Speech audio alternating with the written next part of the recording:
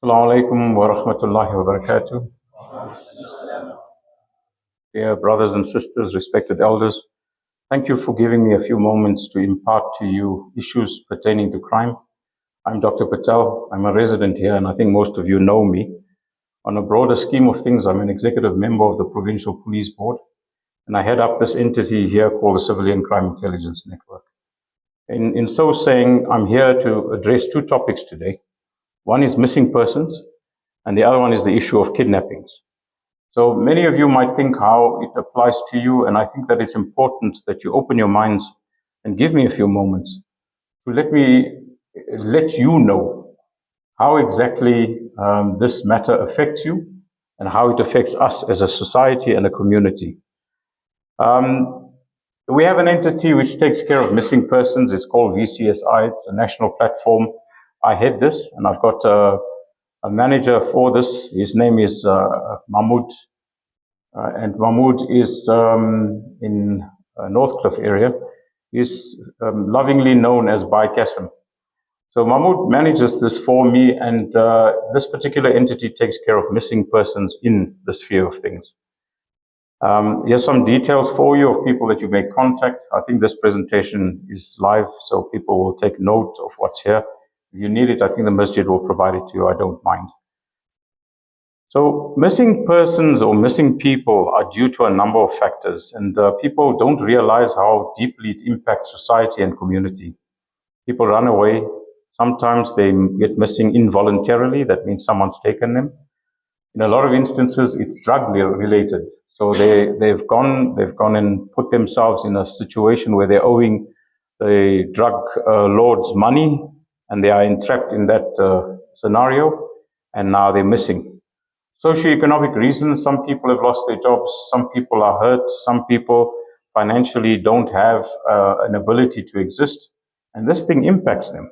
So, when you thought these things don't affect you, please just pay some attention to these things that affect us on a daily basis.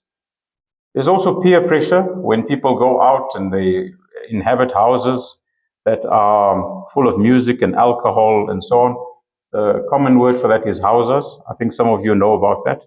And there's these issues where they disappear to nightclubs and so on, and they go out with friends, the peer pressure that applies to them. Also, medical conditions affect people who get missing.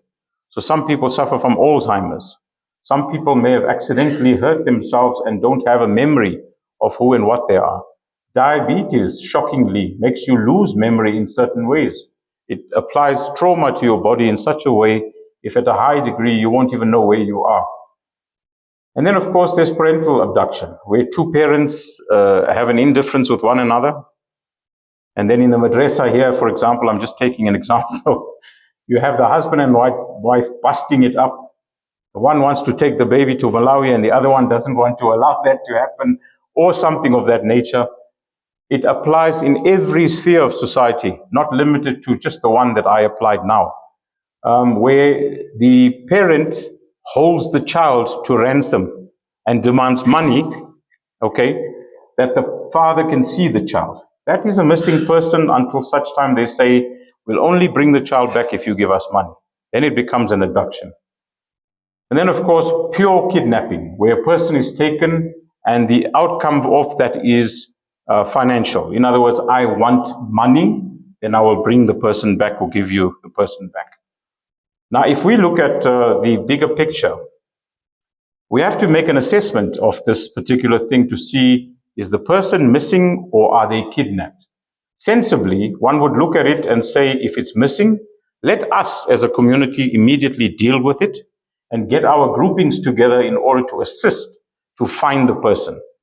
If it is where a person is taken against their will and a phone call is received or some contact is made to say, if you want your husband, child, sister, wife, whatever back, and you must pay us X million, that is referred to as a kidnapping. It is something that us as civilians should not want to mobilize against, but instead we should work with the police services, the anti-kidnapping unit, and provide them the information that is required in order to find the person. Some of you may rebuke this because you feel that it's better if you go out and find it. There are realities here. If the person dies because of your actions, who's responsible? If they're maimed, who's responsible? If the whole thing goes south because of you, who's responsible? So better to put it in the hands of experts who know how to deal with this. Then we have, the information is supplied. If you look at it, it is critical that all information given by the respondent includes as much fact and detail as possible. Brown eyes, curly hair, one eyebrow short, one leg short, he has a scar on this arm, a tattoo on that face, etc., etc. All of these things help. And where were they last? In whose company were they, etc.? A minor detail could help us, like I was saying now, to find this victim very quickly. We have LPR systems, we have facial recognition systems, and we have a network of people out there who are looking for somebody. Now, we all look more or less the same, but put a scar across the face. Suddenly, you limit the scope of who you're looking for. Now you're looking for a male of this age with that kind of scar across the face. The partners in this and the people that we rely on is the SAPS, the Metro Police, the CPFs, block watchers, private security companies, and community. They all rally to support the ability to find a missing person. I just want to do an acid test here quickly. Have any of you known of a missing persons case? Quick show of hands. Yeah, there you go. So people have known about this. They are familiar with this. And it is important that we know that when a person is missing, the family's contact details must not go on the flyers. You may ask me why. There are so many scamsters out there. In your trauma, in your pain, in your negative, somebody looks at that and says, if I phone this person and I say, do an e-wallet to me now, 500 Rand, or send it to my cell phone, whatever amount is, and I'll tell you where this person is, etc. And then they disappear because all they were doing was pulling a job. Scamsters, that's what they do. And moreover, we don't want the syndicate or the person that's taken them to be able to access the family directly in that way. Family members may also not have the mental and psychological mechanisms to cope during this traumatic period. Imagine if it's your wife, your sister, your brother. You are currently traumatized. You want revenge. You are angry, etc. And you want to be able to find this person. They're missing. You don't even know why, but you'll react to the smallest trigger. The big thing is, in terms of this, and why we need to discuss this as a point, is this leads up to kidnapping issues in many instances. The first thing is there is no waiting period to report a missing person. No waiting period. And why I say that is that if you know the habit of the person, if you know their times, if you know their routes, etc., and they haven't kept to any of those things, something is out of shape. You'll then make contact with the employer to find out what time do they leave. You'll check with that particular people that he was with, do they leave you? And they'll give you responses and so on. When you've narrowed it down to show you that, listen, something's wrong here. That's something wrong. When you failed all abilities in your own rights in a short period of time to find and locate the person, immediately go to the police station. Do not waste time.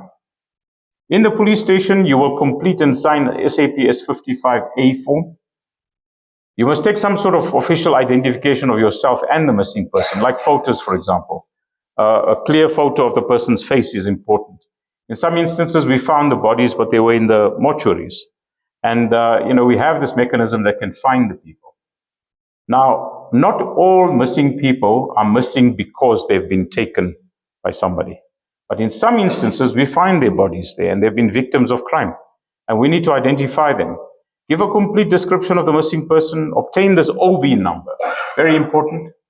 An occurrence book number from the police station. You go there, you report. They can't give you a case number right away, but they can certainly give you an occurrence book record number. Okay? And that will then be in your hands. We need that in order to assist you. You ask for the investigating officer's details and the name and the contact number for the person. You must submit any additional information as it becomes available to us if you can. If the missing person is found and returns voluntarily, inform the investigation officer.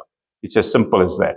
So the person went on a little bit of a cruise somewhere, got fed up of doing door or ifs or whatever it is, and decided they want to elope to somewhere where they're going to go to Zoo Lake or Joburg or whatever and have some fun, and they come back a day later or many hours later, let us not crucify the person. The first step would be to inform the police and the entities they have returned, so that we can stop the movement of resources to locate them. And then, of course, thereafter, you can send them to Mia's farm or whatever it is you wish to do. And then, of course, we must complete the form with the Bureau of Missing Persons that the police will give you. But remember, when the person is found, you must complete the other document and send to them to say the person's been found. In order to know that there's something the matter with the person, just take a look at the person carefully. If there's a significant change in behavior, if they have a withdrawal from usual activities and avoiding friends and family, if they have temper tantrums, if they have difficulty concentrating, you know that difficulty concentrating? That comes from drugs. If you didn't know that now, right? It's not because you never do your civic and come for a touring that you don't know. In the normal state of mind, is this person having difficulty concentrating? Yes, something's wrong here. He's not himself, or she's not herself. And then, of course, lack of energy and listlessness. It has nothing to do with the beautiful biryani that's prepared outside. It has to do with how the person was before and a sudden change of person in the form of these items here. Sudden outbursts or explosive emotional reactions, negative attitude, extreme mood swings, inability to cope with problems, and eating disorders. Either too much of eating or too little eating. It's telling us something.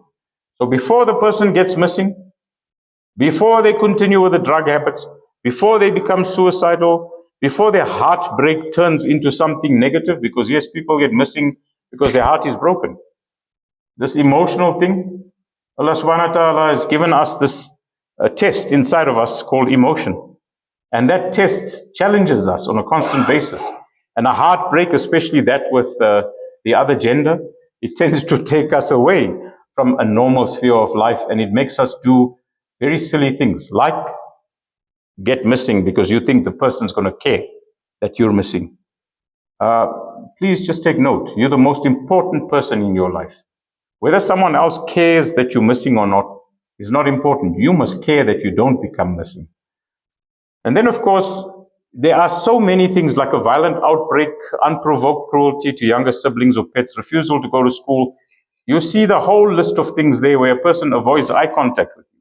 But they're a sterling student before and suddenly they're gone, or they're a good son, daughter.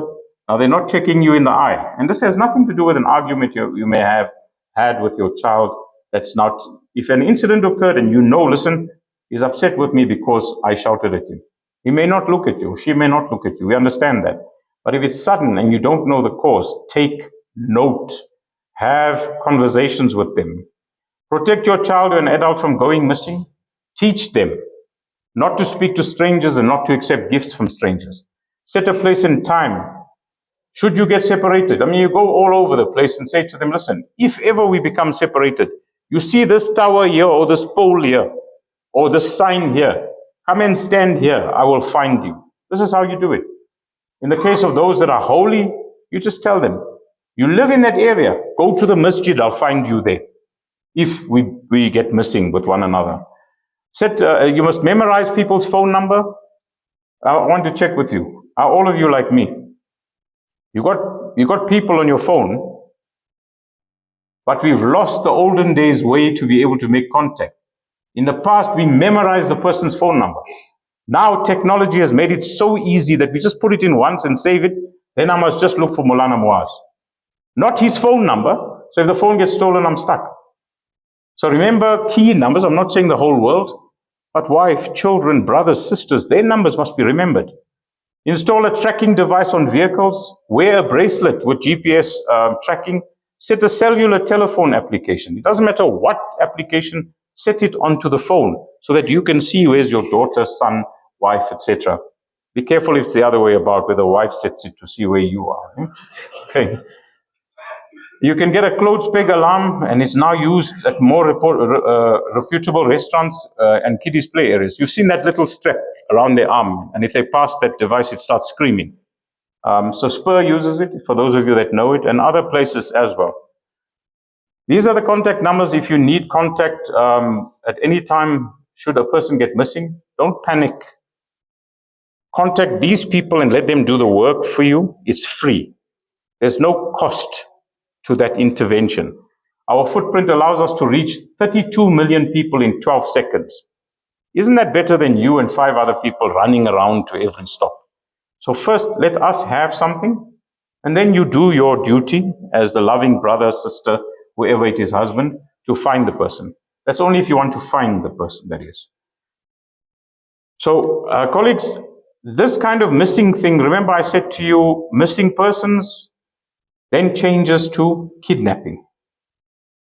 Now, you may think, you know what, kidnapping.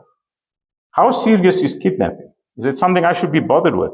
Well, let's look at the stats. The national kidnapping landscape shows us that the total amount of money demanded is 1.6 trillion, plus minus. In other words, they took people, they asked for 1.6 trillion. The amount of controlled payments, in other words, where there was no choice, payments had to be made.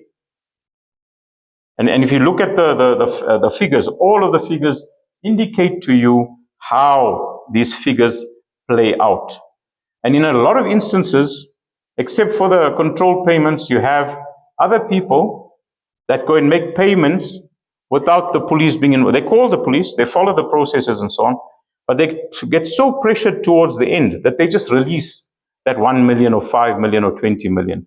It is absolutely shocking, the rand amount that has to go through hands. The value shown here is that value which we have a record of. Remember, this is now excluding those monies paid by people where there's not even a record. And I'll give you an example. I'm a custodian of the Somalian community, the Ethiopian community. And I take care of their safety and security needs too. Every day, 2 or 3 of their business people get kidnapped. A minimum of 10 grand, but they'll ask for 5 million first, and they reduce it down to the last cent that they can get, and they release the person. If you look at these rands on a monthly basis, that's huge. But if you look at the precedents that's being set, and the big thing is that our South African, the inhabitants of South Africa that are not South African nationals refuse to report these crimes that happen to them or their families. And in a lot of instances, when it happens, they pack up and they go back to Ethiopia or Zimbabwe or wherever they came from. All payments handled with hostage negotiation team and oversight, they tracked under the SAPS 13. So your money doesn't disappear, it goes through the system, the police manage it, and they have a look at it. If you thought people were not being arrested, take a look again. Nationally, 337 people or suspects were arrested.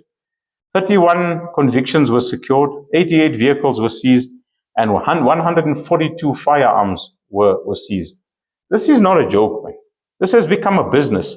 People are doing this purely for the purpose of money, and we need to stop this, we as society. 979 kidnappings were stopped before the execution. In other words, when I say execution, I don't mean killing of the person. I mean before the money transfers and all that kind of thing. It's a very big thing. 979 kidnappings were resolved before execution. Suspects were profiled, intercepted, or arrested in pre-incident stages. Based on surveillance, intelligence, and private security cooperation, this is how we are able to prevent the escalation of this kind of thing. I think that many of you may wonder of recent cases where Muslim are involved, for example. Yes, 2 cases. Pretoria West in Lenasia. Lenasia is the guy with the gas, I think gas business. You guys remember that one? He was found.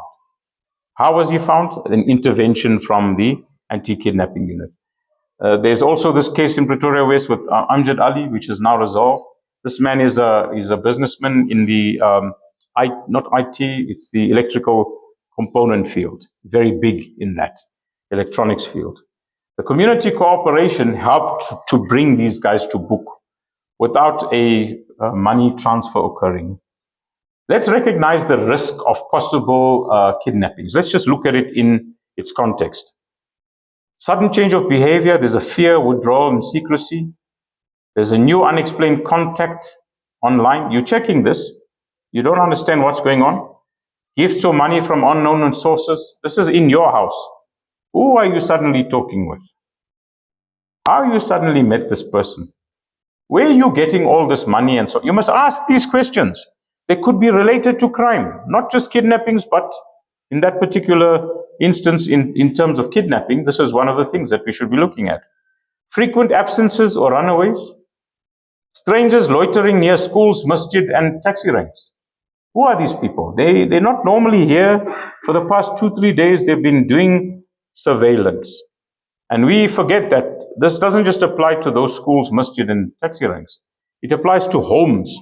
It applies to malls. It applies to shopping centers. It applies to this paddle courts and everywhere we go for entertainment. They see the car you drive. They see the clothes you wear. They see the jewelry. It's become predator and prey. That's where we are at this time. So you got to take it seriously. Who's following you? What route have you taken? Is it a standard route? Is it a different route? So trust your instincts and report what feels off. So you must speak up. If you know something, say something. Don't keep quiet. Respond with structure. In other words, no chaos. You designate a command person or team, CPF or vetted leader to be the spokesperson of your family. Don't allow your family or yourselves to be the spokesperson. Because when you do that, emotionally, you are not tiered to be able to manage it. You may go off the rails. And if the guys are in contact with you, they may say to you, now that you're the spokesperson, we want you to say the following. So we take you out of the picture. No rumors, only verified updates must be shared. Delegate 1 or 2 liaisons to deal with SAPS and media, normally from outside of your house. Don't get 1 or 2 people to deal with it, but not where it's emotionally negative. Do not interfere with police investigations. Don't ask people to bring drones and this, that, and the other. Wait for them to execute. There's always success when it's orderly. When there's an involvement from the outside, that's when it becomes disorderly. Record all tips, sightings, calls centrally. Keep the environment calm, lawful, and coordinated. So in other words, normally when the people have a kidnapping and they know whose family and whatever, it's even bigger than a mayat. Tell the people, don't come here. We're dealing with a trauma. Make dua. Go to masjid. Sit in your home. Raise your hands. Pray for the person to come back safely. What's the long-term prevention, guys? It's to teach youth safe spaces, code words, digital caution. In other words, don't go to areas where the Nigerians are busy selling the drugs. Teach them how to say things which only you know. An example of that would be the sun is shining beautifully today. Is it really? They're telling you this, but you got that code word between yourself and your child or your sister or mother or whoever, that if something's wrong, tell me this, but it must relate to environment, or it must relate to color of dress or something like that. They will know it's off. They will know it's wrong. The digital caution is this online story. It's the biggest negative in the planet. People show themselves going off to wherever they're going and they're doing things and they got this kind of car and it's a G-Wagon. Nothing wrong. You work for it. It's okay. But don't show it to these people because that platform is evil, terribly evil.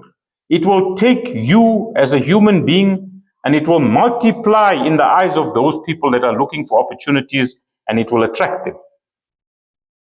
You can use trusted transport, ID tags, tracking devices for your children, yourselves, etc. Create safe corridors at school, madrasa, masjid. Strengthen CPF patrols and watch systems to make sure these people that are moving around here, who are they? There's a car suddenly parked there. Who's that? Because they don't kidnap you and run with you, carrying you. They kidnap you, throw you into a car, and they bolt it. That very car was going 3-4 times past the place. Then look for support trauma services for the families because they must be de-traumatized. Advocate for legislative reforms, better technology and early warning systems. So where you live, put a few cameras up. Go out and tell the police to enforce this kind of thing where there's more patrols, where there's all sorts of actions. that will prevent the people from coming into your area. Early warning systems are CCTV that read this ANPR systems, LPR, that reads number plates and tells you it's the vehicle and the number plate don't match. You already know something's wrong. So if you look at it, technically, we're all on par. The believers are like one body. When one part hurts, all feel the pain. This is important. Why? It's real. So let us prevent kidnappings. Let us reduce and mitigate the risk that applies to those things. Let us try use the examples that I've given and so on. And if any of you brothers and sisters need it, please contact Masjid al-Muslimin and let them make available to you this particular thing. I think there is a podcast, if I'm not mistaken, and you'll get it from there. Use the tips, use the system, use the missing persons. I hope that you will benefit from this, and inshallah, we make the environment and our people safer. Ameen Ya Rabbul Alameen.